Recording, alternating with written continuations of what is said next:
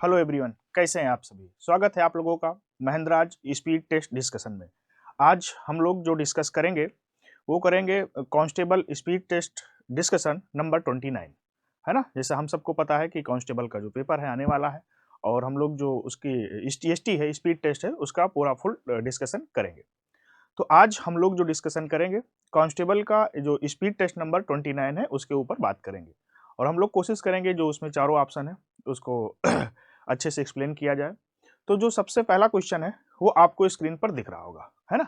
अगर हम सबसे पहले क्वेश्चन की बात करें तो जो सबसे पहला क्वेश्चन है वो क्या है, अबला बिलाप किसकी रचना है। UP constable speech test number 29 में जो पहला क्वेश्चन है वो यही।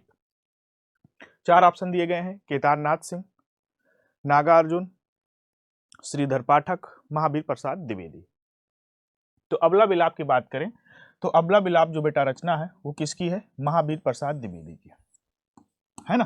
अब बात करते हैं हम ये महावीर प्रसाद द्विवेदी किस युग के हैं और इनकी कौन कौन सी रचनाएं हैं। अगर महावीर प्रसाद द्विवेदी की बात करें तो हम सबको पता है कि ये जो द्विवेदी युग होता है, कौन सा युग, द्विवेदी युग, ये 1900 से 1920 तक चलता है द्विवेदी युग, है ना। और द्विवेदी युग का जो नामकरण होता है, द्विवेदी युग का जो नामकरण होता है ये महावीर प्रसाद द्विवेदी के नाम पर ही पड़ता है। महावीर प्रसाद द्विवेदी के नाम पर, महावीर प्रसाद द्विवेदी के नाम पर ही ये क्या पड़ता है, द्विवेदी युग नाम पड़ता है। अब द्विवेदी युग को एक नाम से और भी जाना जाता है, द्विवेदी युग को जागरण सुधार काल भी कहा जाता है। जागरण सुधार काल भी कहा जाता है।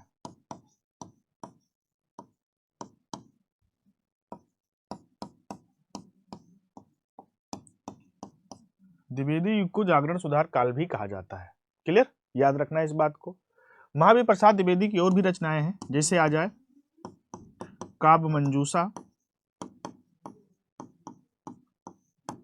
सुमन, काव्य कुंज, काव्य मंजूषा, सुमन, काव्य कुंज, अबला बिलाप। और महावीर प्रसाद की एक बहुत फेमस प्रसिद्ध पत्रिका है, इनकी जो पत्रिका है वो क्या है, सरस्वती है। ये सरस्वती पत्रिका किसकी है, सरस्वती पत्रिका है महावीर प्रसाद द्विवेदी की। कई बार बेटा एग्जाम में पूछा गया कि ये जो पत्रिका है सरस्वती ये किसकी है, तो महावीर प्रसाद द्विवेदी की है। क्लियर, यहां से महावीर प्रसाद द्विवेदी के बारे में लगभग मुझे लगता है कि क्लियर हो गया होगा आपको। बात करते हैं श्रीधर पाठक की। श्रीधर पाठक की जो रचनाएं हैं, अगर इनकी रचनाओं की बात करें तो बनाष्टक, कश्मीर सुषमा, बनाष्टक, कश्मीर सुषमा, देहरादून, है ना, जार्ज वंदना, ये सब रचनाएं किसकी हैं, श्रीधर पाठक की। श्रीधर पाठक भी हमारे द्विवेदी युग के क्या होते हैं, कवि होते हैं। क्लियर, तो मुझे लगता है कि आप लोगों को ये ऑप्शन बिल्कुल अच्छे से क्लियर हो गए होंगे महावीर प्रसाद द्विवेदी के बारे में, है ना। चलो आगे अगर हम बात करें तो अगला हमारा जो क्वेश्चन है वो क्या है, आविर्भाव शब्द का उचित विलोम बताएं, है ना। चलो तो ये तो बिल्कुल आसान सा क्वेश्चन है, यहाँ पर किसी को कोई ज्यादा विशेष डाउट नहीं होगा, है ना। फिर भी हम एक बार बता देते हैं इसका जो क्वेश्चन का आंसर है वो क्या है ना। चलो चार ऑप्शन दिए गए हैं, तिरोभाव, विभाव, आविर्भाव, है ना, और लास्ट ऑप्शन क्या है, अनर्भाव है ना। तो इसका जो सही आंसर होगा वो क्या होगा। चलो अगर हम बात करें इसका सही आंसर की तो बिल्कुल आसान है, आविर्भाव शब्द का विलोम। आविर्भाव शब्द का जो विलोम होगा वो क्या होगा, तिरोभाव होगा। करेक्ट आंसर क्या होगा, तिरोभाव, है ना। आविर्भाव का विलोम तिरोभाव। आगे बात करते हैं, अगला क्वेश्चन है, उज्ज्वल में कौन सी संधि है ना। बिल्कुल संधि से सवाल है, यण संधि, अयाद संधि, व्यंजन संधि और विसर्ग संधि। तो उज्ज्वल का जो बेटा संधि विच्छेद होगा वो क्या होगा, उत प्लस ज्वल, उत प्लस ज्वल। तो यहां पर बिल्कुल कौन सी संधि हो जाएगी, व्यंजन संधि हो जाएगी, है ना। अब संधि की बात कर ले हम। अगर हम संधि की बात करें तो संधि के मुख्यतः कितने भेद होते हैं? संधि के मुख्यतः 3 भेद होते हैं, हम सबको पता है। स्वर संधि, व्यंजन संधि और तीसरी संधि होती है विसर्ग संधि। संधि के 3 भेद होते हैं मुख्य रूप से। अब पूछा जाए कि स्वर संधि के कितने भेद होते हैं, तो स्वर संधि के 5 भेद होते हैं, ये हम सबको पता है ना। तो यहाँ पर जो यण संधि दी है, ये हमारी कौन सी संधि है? स्वर संधि है। इसका जो रूप होता है, इसमें आपको या, वा, रा, त्रा इसका रूप देखने के लिए मिलता है। अयाद संधि की बात करें तो यहाँ पर आपको अय, आय, औ और आओ देखने के लिए मिलेगा। और अगर हम विसर्ग संधि की बात करें तो ये विसर्ग संधि 5 वर्णों का ही परिवर्तित रूप होता है ना। तीनों सा का अगर हम बात करें, है ना, और रा का, ये इसी का परिवर्तित रूप होता है। कौन सी संधि? विसर्ग संधि। ये सब किसमें परिवर्तित होती हैं? विसर्ग में होते हैं वर्ड। नेक्स्ट बात करें, अगला क्वेश्चन है। अगर हम अगले क्वेश्चन की बात करें तो खुदा गंजे को नाखून ना दे, लोकोक्ति का अर्थ आपको बताना है ना। खुदा गंजे को नाखून ना दे, लोकोक्ति का अर्थ 4 ऑप्शन दिख रहे हैं। एक दोष पहले से था, दूसरा और आ गया, पहला ऑप्शन। दूसरा, अत्याचारी को सख्त नहीं मिलनी चाहिए, दूसरा ऑप्शन। तीसरा, लज्जित होकर दूसरे पर क्रोध न निकालें। चौथा ऑप्शन, छोटे आदमी का प्रेम अस्थिर होता है। तो इसका जो सही आंसर होगा, खुदा गंजे को नाखून ना दे, अत्याचारी को सख्त नहीं मिलनी चाहिए। करेक्ट आंसर हमारा बी हो जाएगा। अब बेटा लोकोक्ति क्या होती है, जरा इसके ऊपर बात कर ले। इस लोकोक्ति का मतलब होता है लोगों की उक्ति। क्या होता है? लोगों की उक्ति, है ना। इसका मतलब हो जाता है लोगों की उक्ति। लोकोक्ति का मतलब यानी कि लोगों द्वारा कही गई बात। क्या हो जाता है? लोगों की उक्ति, यानी कि लोगों द्वारा कही गई बात क्या कहलाती है? लोकोक्ति कहलाती है। ये पूरा का पूरा वाक्य होती है। ये पूरा का पूरा क्या होती है? वाक्य होती है लोकोक्ति। लोकोक्ति पूरा का पूरा सेंटेंस इस्तेमाल होता है, वाक्य इस्तेमाल होता है। क्लियर? जैसे जो हमारा मुहावरा होता है, यहाँ पर हम इसको क्यों बता रहे हैं? क्योंकि जो मुहावरा होता है, मुहावरा वाक्य का अंश होता है। मुहावरा वाक्य का अंश होता है, लेकिन जो लोकोक्ति होती है पूरी की पूरी सेंटेंस होती है, पूरी की पूरी वाक्य होती है। इसलिए एग्जाम में कभी कभार पूछ लिया जाता है। तो इंपॉर्टेंट था, खुदा गंजे को नाखून ना दे, लोकोक्ति का अर्थ बताना है। तो अत्याचारी को सख्त नहीं मिलनी चाहिए। इसका जो सही आंसर होगा वो क्या हो जाएगा? बी ऑप्शन हो जाएगा। चलो आगे बात करें। अगला है, जहां क्रिया की करने की इच्छा निहित हो वह है। क्वेश्चन नंबर 43 की बात करें बेटा, तो निश्चय बोधक, इच्छा बोधक, नित्यता बोधक, शक्ति बोधक। बिल्कुल आसान सा सवाल पूछा गया।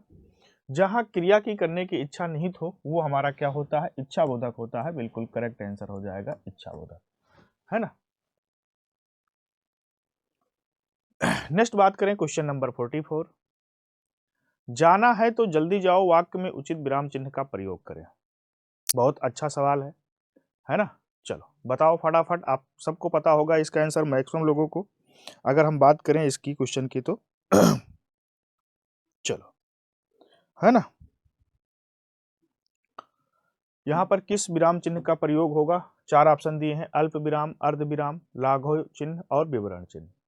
तो जाना है तो जल्दी जाओ वाक्य में देखो, ये जो सेंटेंस है इस तरीके का होगा, जाना है तो जल्दी जाओ, है ना, कुछ इस तरीके का होगा।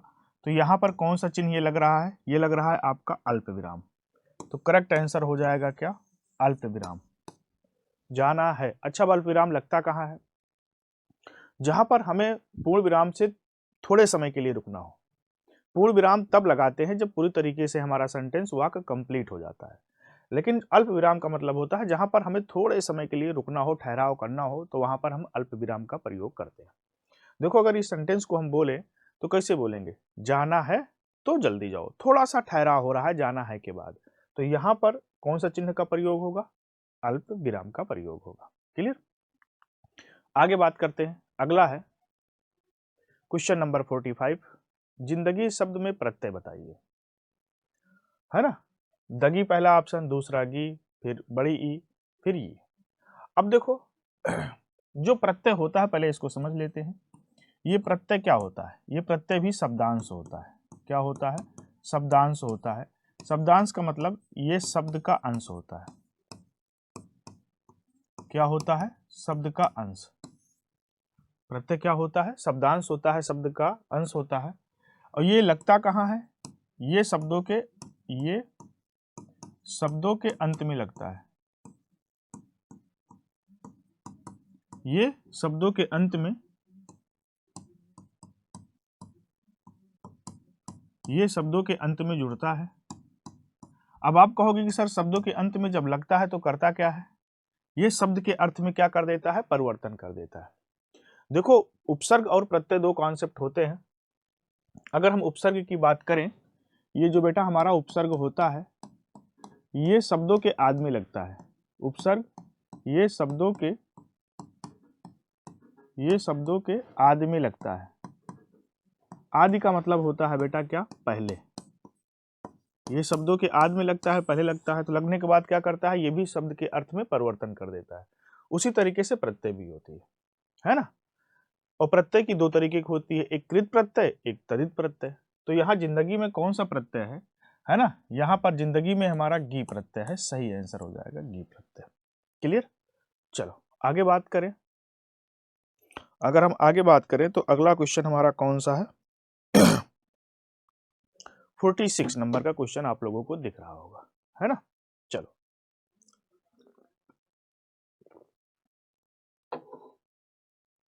जुगुप्सा किस रस का स्थायी भाव है? रस से क्वेश्चन है 46। अच्छा क्वेश्चन है, ये कई बार एग्जाम में पूछा जाता है। जुगुप्सा किस रस का स्थायी भाव है? तो यह है बीभत्स रस का स्थायी भाव। करेक्ट आंसर क्या हो जाएगा? बीभत्स रस। अब जो चारों ऑप्शन दिए हैं इनके रसों की बात कर ले, है ना। अद्भुत रस का स्थायी भाव क्या होता है? भयानक रस का क्या होता है? भयानक रस का बेटा जो स्थायी भाव होता है वो क्या होता है? भय, यानी कि डर। जुगुप्सा किस रस का स्थायी भाव है? बीभत्स रस का। रौद्र रस का स्थायी भाव क्या होता है? रौद्र रस का स्थायी भाव होता है क्रोध। अद्भुत रस का स्थायी भाव क्या होता है? इसका स्थायी भाव होता है विस्मय या आश्चर्य। इसका स्थायी भाव क्या होता है? विस्मय या आश्चर्य। रस की बात करें बेटा, तो रस जो होता है, रस को काव्य की आत्मा कहते हैं। काव्य की आत्मा या फिर प्राण तत्व कहा जाता है। काव्य की आत्मा या फिर प्राण तत्व कहते हैं रस को। रस की जो संख्या है, मूल रूप से जो रसों की संख्या है कितनी है? रसों की संख्या मूल रूप से कितनी है? 9 है। लेकिन अगर पूछा जाए कि भरत मुनि के अनुसार कितनी है, अगर भरत मुनि के अनुसार पूछा जाएगा तो भरत मुनि के अनुसार जो रसों की संख्या होगी वो कितनी होगी? 8 होगी। क्लियर? भरत मुनि ने किस रस को नहीं माना? तो भरत मुनि ने शांत रस को रस नहीं माना। परंपरागत तरीके से रसों की संख्या कितनी होगी? 9। भरत मुनि के अनुसार 8। भरत मुनि ने किस रस को रस नहीं माना? शांत रस को। अब ये भरत मुनि कौन है, इनका डिस्कस क्यों कर रहे हैं? अगर हम बेटा भरत मुनि के बारे में बात करें तो रस संप्रदाय के जो प्रवर्तक कवि होते हैं, रस संप्रदाय के प्रवर्तक कवि, है ना, रस संप्रदाय के जो प्रवर्तक कवि होते हैं, रस संप्रदाय के प्रवर्तक जो कवि होते हैं वो हैं भरत मुनि, है ना। भरत मुनि ही ने सबसे पहले रस का विवेचन किया। इनकी एक रचना है भरत मुनि की, इनकी जो रचना है बेटा वो है क्या? नाट्यशास्त्र। भरत मुनि ने सबसे पहले नाट्यशास्त्र में ही रस का जिक्र किया था। क्लियर? तो मुझे लगता है कि यहां तक आपको बिल्कुल अच्छे से क्लियर हो गया होगा। आगे बढ़ते हैं। क्वेश्चन नंबर 47, जो कवि लोकप्रिय होता है उसका सम्मान सभी करते हैं, वाक्य का सरल वाक्य क्या होगा? सवाल अच्छा है। चलो भाई बताओ फटाफट इसका आंसर क्या होगा, है ना, सबको पता होगा। अगर हम इसके आंसर की बात करें तो क्या होगा इसका आंसर? जो कभी लोकप्रिय होता है उसका सम्मान सभी करते हैं, इस वाक्य को सरल वाक्य में बदलें। पहला ऑप्शन है कभी लोकप्रिय होते हैं और सम्मानित होते हैं, और आ गया तो ये हमारा संयुक्त वाक्य हो गया। अभी हम बात करते हैं कब लोकप्रिय होते हैं, इसलिए आ गया तो इसलिए संयुक्त हो गया। लोकप्रिय कवि का सम्मान सभी करते हैं, बिल्कुल सही आंसर हो जाएगा हमारा सी ऑप्शन। जो कवि होते हैं वो लोकप्रिय होते हैं, ये हमारा मिश्र वाक्य हो जाएगा। अब इसको समझते हैं। देखो बेटा कैसे इसका आंसर ये हुआ। ये हमारा जो वाक्य होता है, वाक्य रचना या बनावट के आधार पर वाक्य के तीन भेद होते हैं। एक वाक्य हमारा होता है सरल वाक्य, सरल वाक्य होता है। दूसरा होता है संयुक्त वाक्य, और तीसरा वाक्य होता है हमारा मिश्र वाक्य। इस मिश्र वाक्य को मिश्रित वाक्य भी कहते हैं, इसी वाक्य को मिश्रित वाक्य भी कहते हैं। ये तीन तरीके के वाक्य होते हैं रचना या बनावट के आधार पर। अगर पूछा जाए कि अर्थ के आधार पर वाक्य के कितने भेद होते हैं, अर्थ के आधार पर, यह सवाल अक्सर आता है। अर्थ के आधार पर, अर्थ के आधार पर वाक्य के भेद की बात करेंगे तो ये 8 होते हैं, याद रखना इस बात को। अब ये सरल वाक्य क्या होता है, देखो सरल वाक्य में क्या होता है कि एक उद्देश्य और एक विधेय होता है। जिन वाक्यों में एक उद्देश्य और एक विधेय हो उसे क्या कहते हैं, सरल वाक्य कहते हैं। संयुक्त वाक्य होता है जिन वाक्य, ऐसे वाक्य जो दो या दो से अधिक उद्देश्य और विधेय से मिलकर बने हैं उसे संयुक्त वाक्य कहते हैं। और मिश्र वाक्य होता है, मिश्र वाक्य में एक प्रधान उपवाक्य होता है, उसके ऊपर आश्रित वाक्य होते हैं। अब ये तो हमारे सेंटेंस होते हैं, वाक्य होते हैं, लेकिन सवाल क्या है कि जो कब लोकप्रिय होता है उसका सम्मान सभी करते हैं, इस वाक्य को सरल वाक्य क्या होगा। अब ये जो हमारा सेंटेंस दिया है ये हमारा मिश्र वाक्य है, इसको हमें परिवर्तित करना है, कन्वर्ट करना है किसमें, सरल वाक्य में। अब देखो लोकप्रिय कवि का सम्मान सभी करते हैं, इस वाक्य में एक उद्देश्य और एक विधेय है। उद्देश्य का मतलब होता है सेंटेंस में, वाक्य में जो हमारा सब्जेक्ट होता है उसी को हम उद्देश्य कहते हैं, यानी कर्ता ही उद्देश्य होता है, और कर्ता को छोड़ दें जो सारी चीजें बचती हैं वो हमारी विधेय होती हैं, जिसे हम प्रेडिकेट कहते हैं। इसी में आपको उद्देश्य का विस्तार मिलेगा और विधेय का भी विस्तार मिलता है देखने के लिए। तो अब ये जो हमारा सेंटेंस है लोकप्रिय कवि का सम्मान सभी करते हैं, यहाँ पर एक उद्देश्य और एक विधेय है, इसलिए इसका जो सही वाक्य होगा मिश्र वाक्य का क्या हो जाएगा, सी ऑप्शन करेक्ट हो जाएगा। क्लियर, चलो आगे बढ़ते हैं। क्वेश्चन नंबर 48 की बात करें। तू डाल डाल मैं पात पात का अर्थ होगा। पहला ऑप्शन दोनों विद्वान, दूसरा ऑप्शन दोनों तत्वज्ञ, तीसरा ऑप्शन दोनों मूर्ख, और डी ऑप्शन दोनों चालाक। तो बिल्कुल ये तो बिल्कुल आसान सा सवाल है, इसका सही आंसर हो जाएगा दोनों चालाक, है ना। तो डाल डाल में पात पात, इसका जो अर्थ होगा दोनों चालाक हो जाएगा। क्लियर, आगे बात करते हैं। क्वेश्चन नंबर 49 है ना, कारक से है। क्वेश्चन क्या है, दिनेश का घोड़ा घास खाता है ना, दिनेश का घोड़ा घास खाता है में वाक्य में कौन सा कारक है। अच्छा सवाल है। कर्ता कारक, कर्म कारक, संबंध कारक और अधिकरण कारक। इसका जो सही आंसर होगा वो होगा क्या, संबंध कारक, सही आंसर। कैसे, अब हम आपको बताते हैं। देखो कर्ता कारक का जो प्रसर्ग चिन्ह होता है कर्ता ने होता है, कर्म का क्या होता है, कर्म को होता है, संबंध कारक व्यक्ति क्या होती है, का, के, की, और अधिकरण कारक व्यक्ति क्या होती है, में, प और पर। ये देखो बेटा अगर हम कारक की बात करें तो हमारे हिंदी में जो कारक की संख्या है, कारक की संख्या कितनी होती है, 8 होती है। ये कारक होते क्या है, सवाल इस बात का है, हम सबको पता है संज्ञा या सर्वनाम के साथ विशेषता क्रिया से जो संबंध दिखाते हैं, संज्ञा या सर्वनाम का विशेषता जो क्रिया से संबंध होता है उसी को हम लोग क्या कहते हैं, कारक कहते हैं, है ना। सेंटेंस में वाक्य में क्रिया के साथ संबंध को दिखाता है ये हमारा कारक। अब हर एक 8 कारक है, 8 कारक की अपनी अलग अलग प्रसर्ग है, विभक्ति है, चिन्ह है। जैसे कर्ता ने कर्म को करण से, संप्रदान के लिए अपादान से अलग, संबंध काके की, अधिकरण में पेपर, ये सब विभक्ति होती है। अब यहाँ पर संबंध कारक की जो विभक्ति होती है का के की होती है, क्या है, दिनेश का घोड़ा घास खाता है, का व्यक्ति आ गई, इसलिए यहाँ पर हमारा कौन सा हो जाएगा, संबंध कारक हो जाएगा। क्लियर? तो इसका सही आंसर क्या हो जाएगा, सी। बात करते हैं क्वेश्चन नंबर 50। पंचानन शब्द में कौन सा समास है? पहला ऑप्शन है द्विगु समास, दूसरा बेईभाव, तीसरा बहुब्रीहि, फोर्थ ऑप्शन कर्मधारय समास। अब समझते हैं इसको। देखो, समास से आपको एग्जाम में सवाल मिलेगा ही मिलेगा, एक या दो क्वेश्चन मिलेंगे, मोस्टली दो मिलते हैं, अगर दो नहीं मिलेगा एक तो मिलेगा ही मिलेगा। इस पंचानन का अगर समास विग्रह करेंगे तो क्या होगा, पांच हैं आनंद जिसके, पांच हैं आनंद जिसके, पांच हैं आनंद जिसके, अर्थात किसकी बात हो रही है, अर्थात बात हो रही है भगवान शिव की। तो इसका जो सही आंसर हो जाएगा वो क्या हो जाएगा, बहुब्रीहि समास हो जाएगा। करेक्ट आंसर बहुब्रीहि समास। अब क्यों बहुब्रीहि समास होगा, देखो बेटा, अगर हम समास की बात करें, थोड़ा सा आपको हम डिटेल में बता दें। अगर हम समास की बात करें तो समास के जो कुल भेद होते हैं, कुल भेद होते हैं कितने बेटा, 6।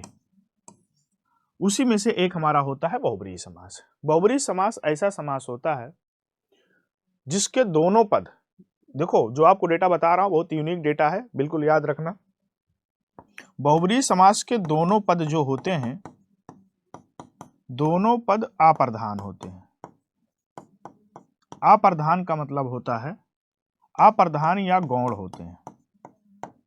पिछली बार एग्जाम में पूछा गया कि ऐसा कौन सा समास होता है जिसके दोनों पद गौण होते हैं, तो याद रखना बहुब्रीहि समास के दोनों पद क्या होंगे, गौण होंगे। उसी गौण को हम लोग अप्रधान भी कहते हैं। और ये जो बहुब्रीहि समास होता है, इस समास का जो दोनों पद होता है, ये शब्द ही मिलकर किसी तीसरे शब्द की ओर क्या करते हैं, संकेत करते हैं।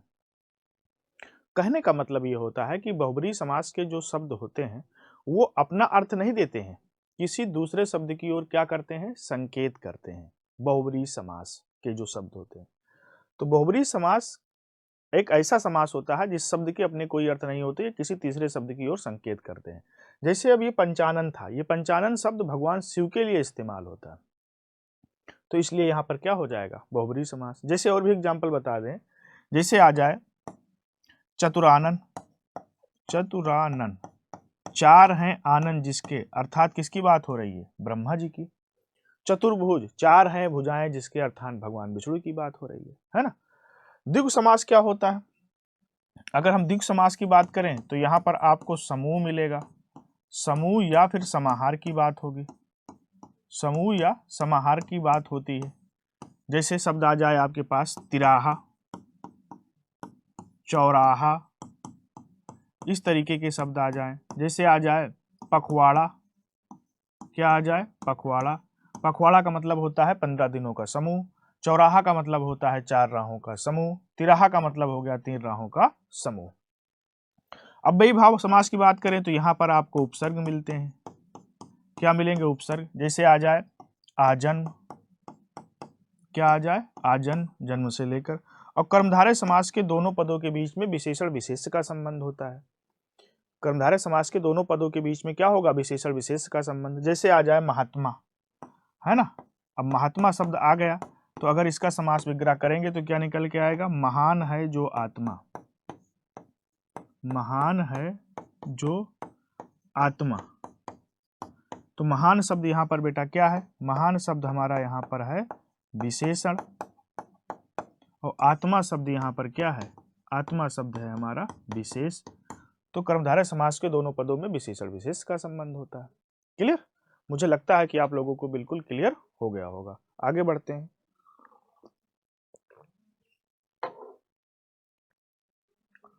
है ना। Question number 51।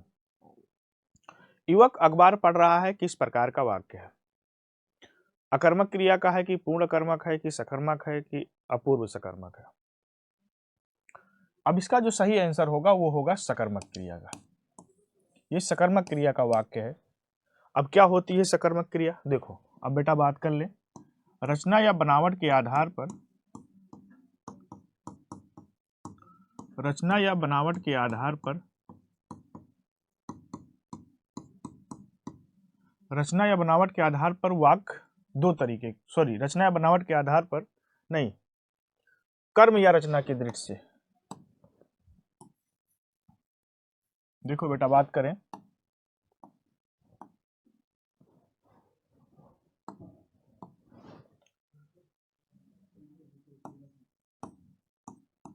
कर्म या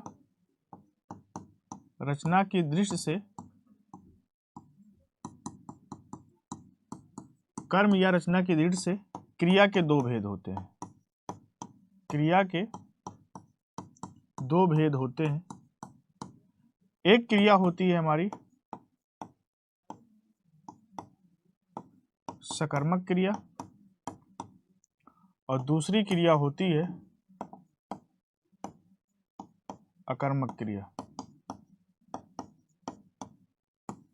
सकर्मक क्रिया और अकर्मक क्रिया। तो सकर्मक क्रिया क्या होती है? जिस क्रिया के साथ क्या होता है, जिस क्रिया के साथ कर्म हो या कर्म होने की संभावना हो उसे क्या कहते हैं? सकर्मक क्रिया। और अकर्मक क्रिया के साथ क्या होता है? अकर्मक क्रिया के साथ कर्म नहीं होता है, इसके साथ कर्म नहीं होगा। और सकर्मक क्रिया के साथ क्या होगा? इसके साथ कर्म होता है, इस क्रिया के साथ क्या होगा? कर्म होता है या कर्म की संभावना भी होती है।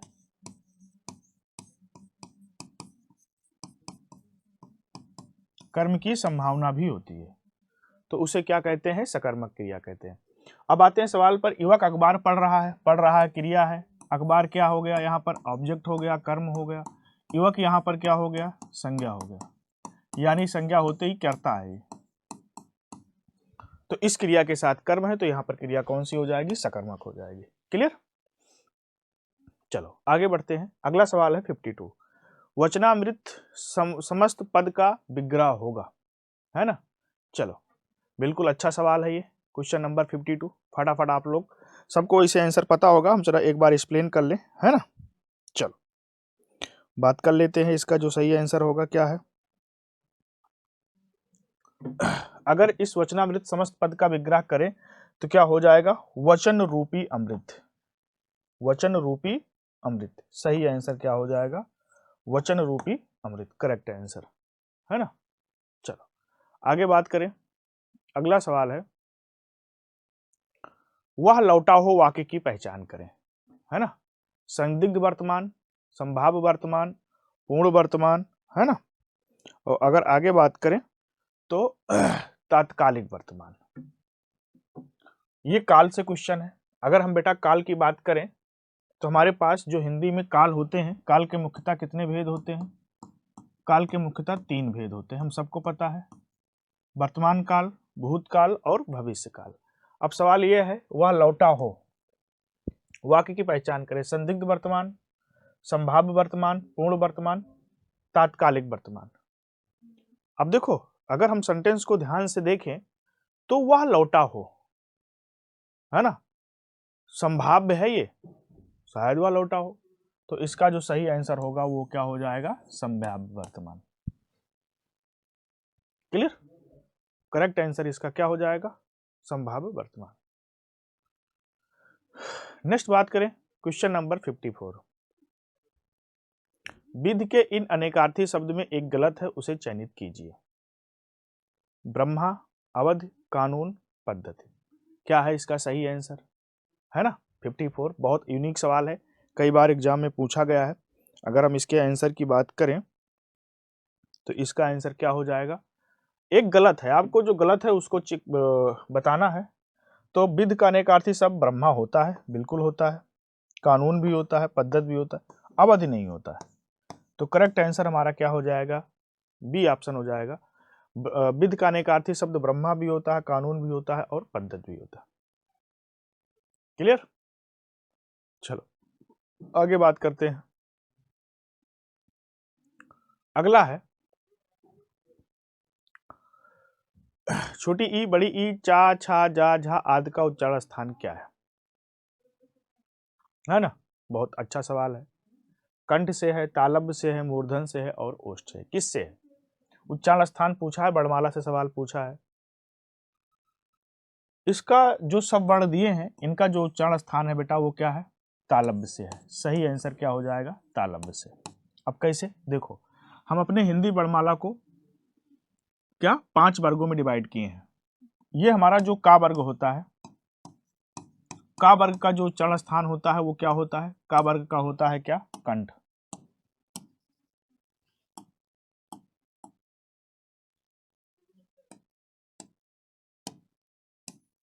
का वर्ग का जो उच्चारण स्थान होता है वो क्या होता है, कंठ होता है।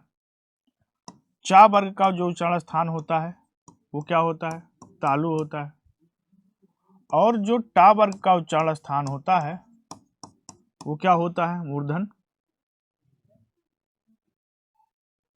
और जो पा वर्ग होता है, पा वर्ग का जो उच्चारण स्थान होता है वो क्या होता है, ओष्ठ होता है। हम अपने हिंदी वर्णमाला के व्यंजनों को 5 वर्गों में डिवाइड किए हैं। एक वर्ग और भी होता है यहाँ पर, ता वर्ग, है ना। अब का वर्ग का मतलब यानी कि का से लेकर अंगा तक वर्ण यहाँ तक आ जाएंगे। चा की बात करें तो चा से लेके यहाँ तक। टा वर्ग की बात करें तो टा से लेकर ड़ा तक। पा वर्ग की बात करें तो पा से लेके मा तक। और ता वर्ग की बात करें तो ता से लेकर कहाँ तक, ना तक। क्लियर। चलो नेक्स्ट बात करें, निम्न में से कौन सा शब्द जातवाचक संज्ञा नहीं है। अच्छा, जातवाचक संज्ञा नहीं है पूछा है, तो जवान तो जातवाचक संज्ञा है, पुलिस नहीं है। करेक्ट आंसर क्या हो जाएगा, पुलिस। बालक भी है, मनुष्य भी है। पूछा है कि कौन सा जातवाचक संज्ञा नहीं है, तो पुलिस जातवाचक संज्ञा नहीं है। पुलिस में कौन सी संज्ञा है, पुलिस में अगर हम बात करें तो इस पुलिस में समूहवाचक संज्ञा है। क्या है, समूहवाचक संज्ञा। अगर हम बेटा संज्ञा की बात करें तो संज्ञा के अर्थ के आधार पर संज्ञा के 5 भेद होते हैं, हम सबको पता है। कितने होते हैं, संज्ञा के 5 भेद होते हैं अर्थ के आधार पर, है ना। व्यक्तिवाचक संज्ञा, जातवाचक संज्ञा, भाववाचक संज्ञा, समूहवाचक संज्ञा और द्रव्यवाचक संज्ञा, है ना। तो पुलिस में हमारी कौन सी संज्ञा हो जाएगी, समूहवाचक संज्ञा। क्लियर। आगे बात करें, अगला सवाल है, निम्न में से तत्सम शब्द पहचानिए, है ना। तत्सम शब्द को पहचानना है। इसका अनहित पहला ऑप्शन है, दूसरा बिनती है, तीसरा डाकनी है, फोर्थ है अटारी।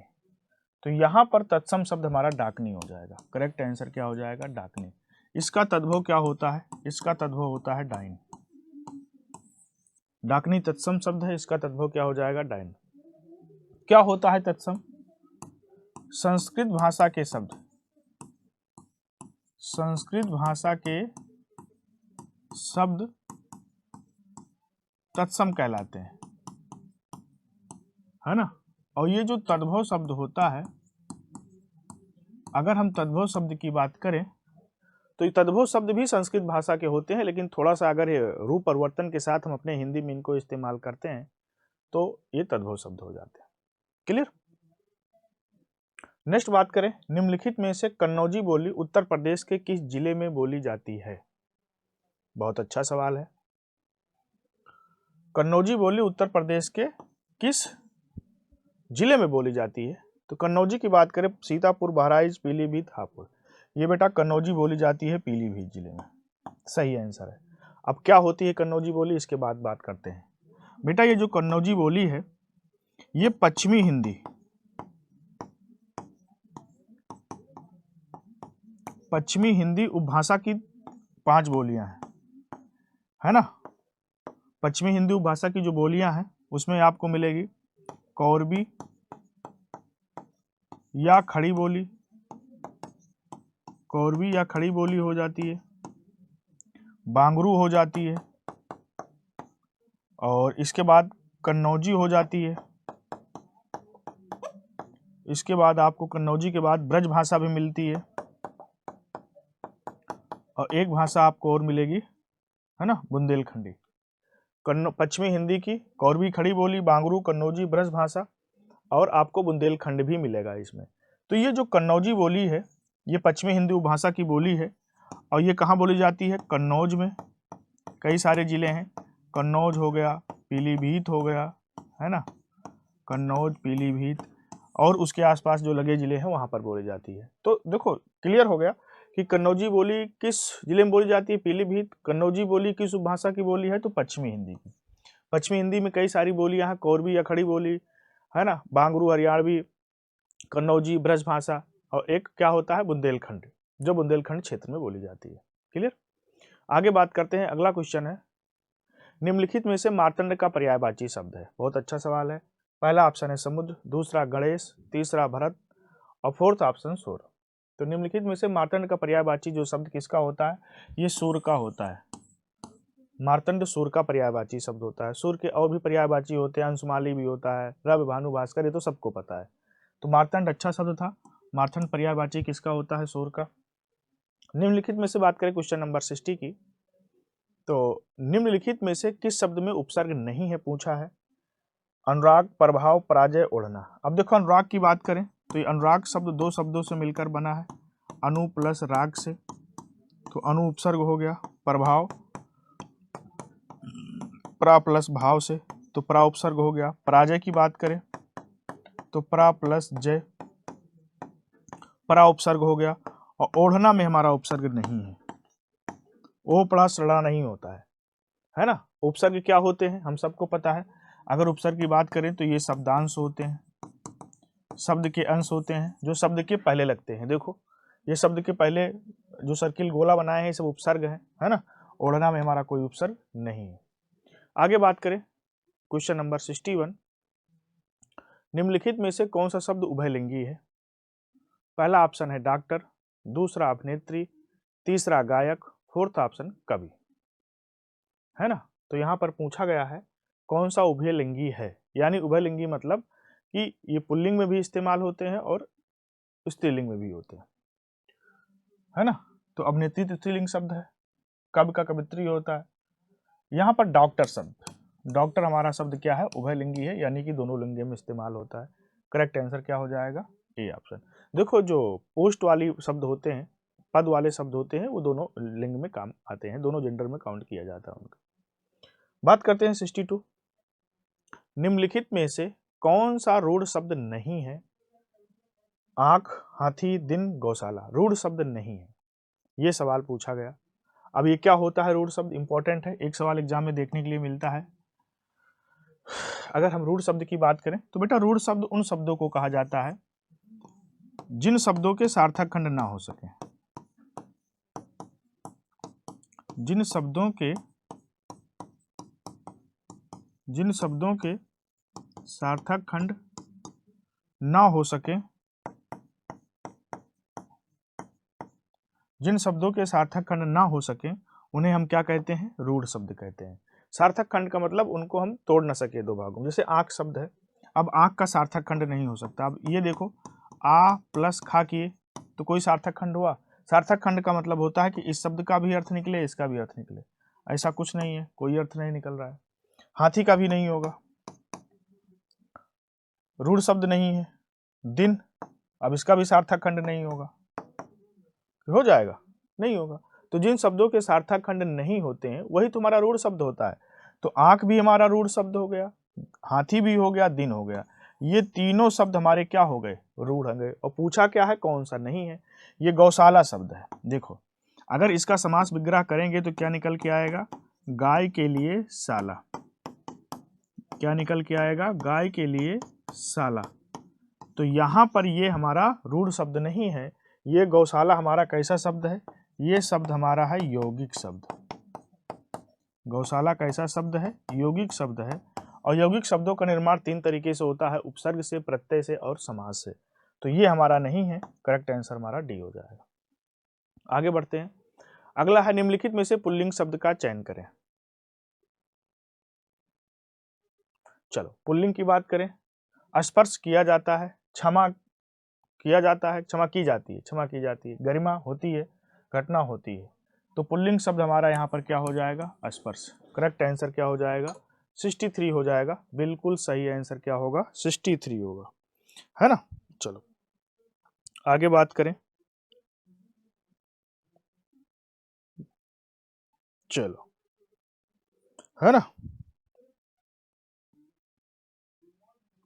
चलो आगे बात किया जाए तो निम्नलिखित में से पुल्लिंग शब्द का चयन, स्पर्श बिल्कुल सही आंसर है। बाकी तीनों शब्द क्या है, ये स्त्रीलिंग है। निम्नलिखित में से वाणिज्य छंद बताना है, कौन सा है? देखो, सवैया, दोहा, चौपाई, रोला। वाणिज्य छंद कौन सा है? बिल्कुल सही आंसर क्या हो जाएगा? सवैया हमारा वाणिज्य छंद होता है। दोहा, चौपाई, रोला ये हमारे मात्रिक छंद होते हैं। दोहा की बात करें तो ये अर्धसम मात्रिक होता है। मात्रिक में क्या होता है? अर्धसम मात्रिक,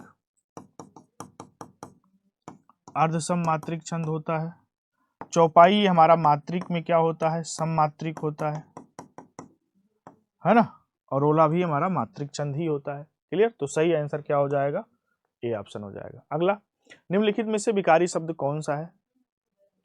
आज परंतु लड़का इधर, विकारी शब्द की बात हुआ है। चलो बात करते हैं विकारी शब्द की, बहुत ही आसान है ना। चलो आगे बात करें, अगर हम विकारी शब्द की बात करें, है ना। चलो, तो इसका जो सही आंसर हो जाएगा वो लड़का हो जाएगा। लड़का विकारी शब्द होता है। विकारी शब्द होते क्या है? ऐसे शब्द जिनमें लिंग वचन कारक के द्वारा क्या हो जाए? परिवर्तन हो जाए। लिंग वचन कारक के द्वारा, देखो विकारी शब्द क्या होते हैं बेटा? ऐसे शब्द जिनमें लिंग वचन कारक के द्वारा परिवर्तन हो जाता है उसे हम क्या कहते हैं? विकारी शब्द कहते हैं। और दूसरा होता है अविकारी। अविकारी क्या होता है? अविकारी में लिंग वचन कारक के द्वारा कोई परिवर्तन नहीं होता है। अविकारी शब्दों में लिंग वचन कारक के द्वारा कोई परिवर्तन नहीं होता है। इसमें परिवर्तन हो जाता है, इसमें परिवर्तन नहीं होता है। अब आज परंतु इधर ये क्या है शब्द? ये अविकारी शब्द है, लेकिन लड़का विकारी शब्द है, इसमें परिवर्तन हो जाएगा। लड़का से हमने लिंग बदल दिया तो लड़की हो गया। लेकिन आज में आप कुछ कर सकते हो क्या? नहीं कर सकते हो। ऐसे शब्द जिसमें लिंग वचन कारक के द्वारा कोई परिवर्तन नहीं होता है उसे हम क्या कहते हैं? अविकारी। और लड़का को हमने लिंग चेंज किया, लड़की हो गया, परिवर्तन हो गया, तो उसे हम क्या कहते हैं? विकारी कहते हैं। क्लियर? नेक्स्ट बात करते हैं, निम्नलिखित शब्द युग्मों में से कौन सा असंगत है ना। ये सवाल पूछा गया, असंगत के बारे में पूछा गया है। बहुत अच्छा सवाल है। अगर हम बात करें निम्नलिखित शब्द युग्मों में से कौन सा संगत है? कारतूस अंग्रेजी, कैंची तुर्की, अफसोस फारसी, गमला पुर्तगाली। बेटा ये कारतूस जो शब्द होता है अंग्रेजी नहीं होता, ये होता है फ्रेंच भाषा का शब्द। ये फ्रेंच भाषा का शब्द है। कैंची तुर्की होता है, बिल्कुल है। अफसोस फारसी होता है, गमला पुर्तगाली होता है। ये तीनों सही हैं। कौन सा संगत है? ये हमारा ए ऑप्शन संगत है। कारतूस कैसा होता है? फ्रेंच भाषा का शब्द होता है। क्लियर? आगे बढ़ते हैं। अगला है 67, फूलों का सकल महिछाई जन वर्षा प्रत प्रगट बढ़ाई में उपयुक्त पंक्तियों में कौन सा अलंकार है? श्लेष अलंकार, उपमा, उत्प्रेक्षा, रूपक। बिल्कुल आसान सी पंक्ति दिया है। आपको कहीं भी शब्द में जनु मिल जाए तो तुरंत क्या हो जाता है? उत्प्रेक्षा अलंकार। उत्प्रेक्षा अलंकार से आपको 3 चीजें याद रखना है। 6 शब्द, मानो, मनु, मनो, जानो, जानो, जनु और जनो। ये आपको 6 शब्द कहीं भी मिल जाए तो तुरंत ये क्या हो जाता है? उत्प्रेक्षा अलंकार हो जाता है। याद रखना इस बात को, है ना। बिल्कुल सही आंसर क्या हो जाएगा? उत्प्रेक्षा। नेक्स्ट बात करें क्वेश्चन नंबर 68, वाक्यांशों के लिए एक शब्द बताना है। अच्छा सवाल है। चलो, जिसे किसी से लगाव ना हो उसका जो सही आंसर होता है वो क्या होता है? निर्लिप्त होता है। जिसे किसी से लगाव ना हो उसे क्या होता है? निर्लिप्त। याद रखना, अच्छा है। आगे बढ़ते हैं। शुद्ध वर्तनी का चयन करें, क्वेश्चन नंबर 69, है ना। वर्तनी शुद्ध से आपको एग्जाम में एक सवाल देखने के लिए मिलेगा। अगर हम इसकी बात करें तो इसका सही आंसर क्या हो जाएगा? सबको पता होगा क्या होगा इसका सही आंसर? भागीरथी होता है ना। भागीरथी करेक्ट आंसर भी हो जाएगा। अगला सवाल है क्वेश्चन नंबर 70, हिंदी साहित्य के किस युग को जागरण सुधार काल के नाम से जाना जाता है? पहला ऑप्शन छायावाद युग, दूसरा छायावादोत्तर युग, द्विवेदी युग और प्रगतवाद युग। अभी इस क्वेश्चन के बारे में हमने पीछे भी बात किया था। जागरण सुधार काल के नाम से द्विवेदी युग को जानते हैं। करेक्ट आंसर क्या हो जाएगा? सी हो जाएगा। क्लियर? आगे बढ़ते हैं। अब आगे बढ़ने से पहले एक गद्यांश है। गद्यांश तो आप सब लोगों ने बिल्कुल पढ़ा ही होगा, है ना। अगर हम इसके गद्यांश की बात करें तो इसके फटाफट आंसर को हम लोग देख लेते हैं, है ना। चलो बात करते हैं। सबसे पहला आंसर गद्यांश का क्या है? गद्यांश के अनुसार भौतिक लाभ किसे नहीं लुभाते हैं, है ना। इसका जो सही आंसर होगा वो क्या होगा? 71 का रचनात्मक कार्य करने वालों को इसका सही आंसर क्या हो जाएगा? सी ऑप्शन हो जाएगा। दूसरा, पूंजी का रचयिता कार्ल मार्क्स के कथन से संकेत मिलता है कि पूंजी का अर्थ है। क्या है 72 का आंसर? अगर हम इसके आंसर की बात करें, है ना, पूंजी का रचयिता एक कार्ल मार्क्स के संकेत मिलता है, एक ग्रंथ से मिलता है, गद्यांश में इसके बारे में बताया गया है। तो करेक्ट आंसर क्या हो जाएगा? सी ऑप्शन हो जाएगा। क्वेश्चन नंबर 73 की बात करें, विचारकों की एक विशेषता यह है कि उनमें महत्वाकांक्षी, पहला ऑप्शन है ना, रचनात्मक कार्य करने की क्षमता होती है। इसका जो सही आंसर होगा, भौतिक महत्वाकांक्षाएं कम होती हैं। विचारों की एक विशेषता यह है कि उनमें भौतिक महत्वाकांक्षाओं की कम होती हैं। डी आंसर हो जाएगा।